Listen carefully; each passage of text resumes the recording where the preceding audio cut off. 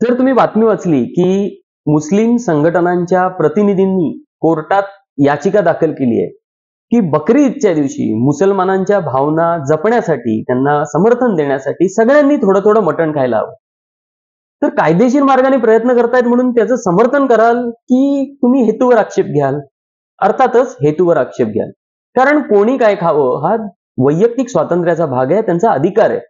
अर्थात फक्त ते लीगल असायला हवं. म्हणजे मांसाहारी ज्याप्रमाणे सगळंच मांस खाऊ शकत नाहीत, तसंच अगदी शाकाहारी सुद्धा गांजासारख्या शाकाहाराचं सेवन करू शकत नाही.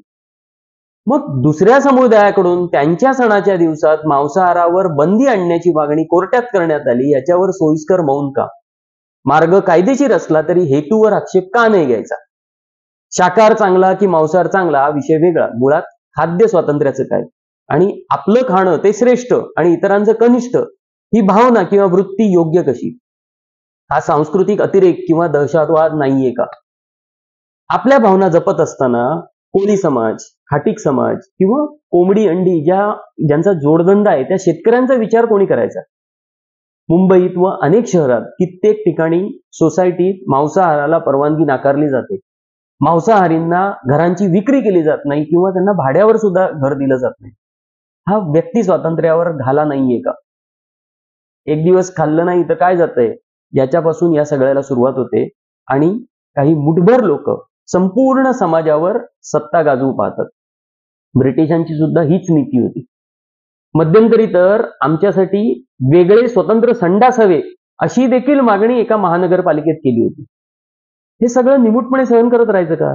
सांस्कृतिक अतिक्रमणाचं आता एक दुसरं उदाहरण बघा. बांद्रा किंवा वांद्रे कुठे आहे? मुंबई म्हणजे महाराष्ट्रात. मडगाव कुठे आहे? तर गोव्यात. आणि 90% जास्त मार्ग जाणार कोकणामधून म्हणजे महाराष्ट्रातून. मग जाहिरात गुजराती भाषेत कशाला? मग अहमदाबाद मधल्या ट्रेनच्या जाहिराती मराठीत असतात का? भाषावर प्रांतरचना होऊन मराठी महाराष्ट्राची राज्यभाषा आहे आणि मुंबई महाराष्ट्राची राजधानी आहे हे मान्य करायला अजूनही जड जाते. मुंबईत अनेक उपनगरांमध्ये सोसायटीच्या पाट्या, बोर्ड मराठीत नसतात, गुजरातीमध्ये असतात. केवढी ती सहनशीलता? मग सरळ सरळ गुजरातलाच राज्यकारभार करायला सांगा ना, अप्रत्यक्ष कशाला, अगदी डायरेक्ट. आणि हा मुद्दा आजचा नाही, अगदी भारतरत्न बाबासाहेब आंबेडकरांनी देखील या विषयावर मुंबई आणि महाराष्ट्राच्या बाजूने तर्क देत लिखाण करून ठेवले. त्याचा काही भाग लवकरच तुमच्यासाठी घेऊन येऊ. बघा समजतंय का? जाग येते. इंडियन व्हॉइसला लाईक, सबस्क्राईब करून सपोर्ट करा ही विनंती. धन्यवाद.